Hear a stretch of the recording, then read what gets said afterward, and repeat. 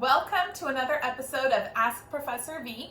And for this most recent episode, we have 3 questions from viewer Justin in New York City. So Justin's questions are as follows. Question 1.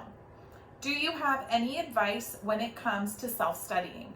It's very time consuming, but it's my only option. As I mentioned, I have at least a few more years to go. How would you go about self-studying? So in Justin's email, he explained a little bit of his background, how he works full-time, so he's just independently studying mathematics. And so here's how I would approach self-studying to make sure you're actually learning and completing these courses. I would try to mimic the actual classroom experience as much as possible. Meaning, first I would acquire a textbook that I would follow, so maybe just research what schools in your area, what textbooks they use, and get that textbook, follow a sample syllabus from some institution, and try to go in sequence according to a schedule that you set for yourself that's reasonable with your work schedule. So say you're going to complete 2 sections a week from the calculus textbook, and then I would also complete the homework assignments, grade them, take quizzes, take sample assessments, all of that. So make a little timeline for yourself. Obviously, you may need to adjust because life happens, work happens, demands come and change. But the more you hold yourself accountable, including assessments, then you know that you're really getting that authentic experience. And you do need to consume the information, in some meaningful way. So definitely read the textbook several times over, watch videos. I recommend my channel, of course. And the textbook that I use for most of my calculus lectures is the Stewart textbook, calculus, but pretty much most of them are similar.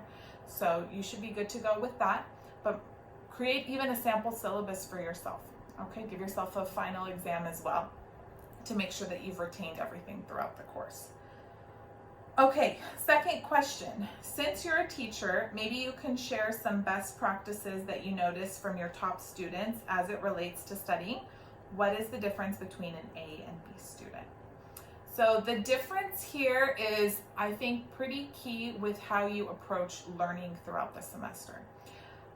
I'll describe the experiences in my class, what I've noticed, and then you can apply it to your own situations. So basically, I collect homework from my students weekly. They have to complete it by hand out of the textbook. They could do it on paper or a tablet, whatever, and then they upload it weekly. My A students are not uploading at the last minute. They've uploaded their homework a couple days in advance. They don't skip any. They don't say that they're confused unless they really truly are. And they basically don't wait for deadlines or exams to take the course seriously or to have a sense of urgency to understanding what's going on. They're pretty much studying every single day or every week consistently, and they're treating homework, as I encourage them, as a learning experience. Don't view homework exercises as just a problem set that you need to get over with. Treat homework as what it's intended for. It's to give you practice of successfully solving problems to build your skill set and so that you can understand the concepts behind the material. And so when you think of it that way and you really try to understand what's going on as you're working the problems, not just complete them quickly to get it done and to get your points, then you're preparing yourself for the assessment, for the exam, without really realizing it. And so those students, when the test comes up, they have really just a little bit of fine-tuning and reviewing to do. They're not cramming because they've been consistently doing their homework and using it to study and learn all along the way. The other difference too between A and B students that I've noticed is when I mention little nuances to keep in mind, to be aware of, little tricky situations that come up, they take those very seriously. They pay attention to detail. They don't let any little idea or concept just be tossed to the side. I can even tell if they don't understand something completely thoroughly, it bothers them. They don't just let it go. So you really have to hold yourself accountable and say, even though you're not going to take a test every day, am I ready to? If it were to happen, do I feel like I have a good grasp of what's going on? So just hold yourself to that higher standard. And they also do, I notice they enjoy the process. So the more fun you have with it, then you're going to enjoy the details. You're going to enjoy the nuances of everything that you're learning.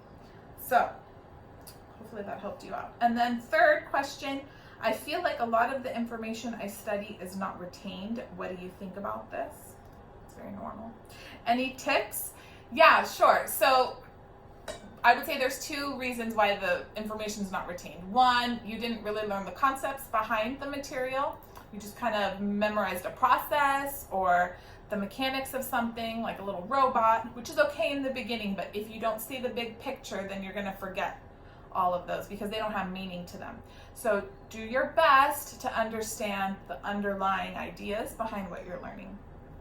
Second thing is, it's just normal to forget something if you don't use it regularly, even if you did understand it properly when you were learning it. So my best advice, if you don't want to forget what you learned, is to somehow use it regularly, even if it just means doing a few problems every week to make sure you don't forget the past course. Best way to do it, what I did, was just tutor, because then you're making money and then you're helping people with math that you've already studied.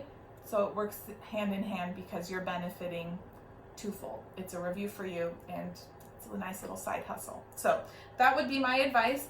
But I'll admit, like, if there's a course that I haven't taught for several years and then I have to go back to it, sometimes I do need to refresh a little bit. So it's a part of human nature. Don't beat yourself up too badly about it. But I mean, if there's like complete loss of recall of significant material, that's a problem.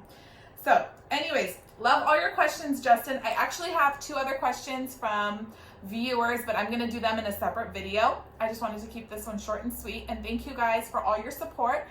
And I love making these episodes, Ask Professor V, so always feel free to drop your future questions in the comment box below, or you could email me as well, mathtvwithprofessorv@gmail.com.